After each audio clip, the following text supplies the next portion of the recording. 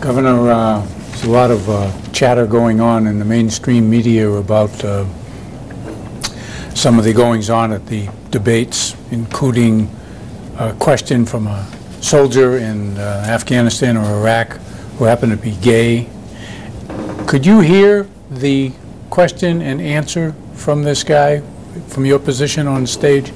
I heard the question and answer, yeah. And I mean, and you hear a lot. You don't hear everything going on. Obviously, you're concentrating on the people on the stage and what you're going to say. Well, there was audible to the home audience boos from a couple of people, or 30 people, I don't know, in the audience, and I couldn't tell from home whether you people on stage could hear the boos, and if you did hear the boos, what was your reaction to them?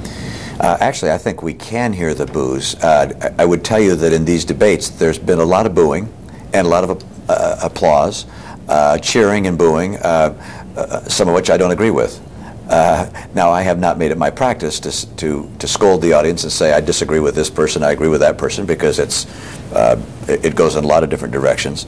I don't recall whether people were booing his question or just booing him. They booed as soon as he identified himself as a gay person. You have to look into that. I don't know when they booed, and I don't know why people booed. But I will tell you that the boos and the applause has not always coincided with my own views.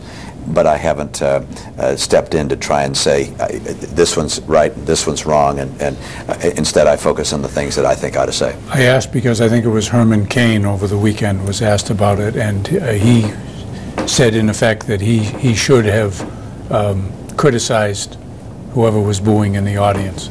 I understand his thoughts. Yeah. Yeah. But yours are. You're not going to get started.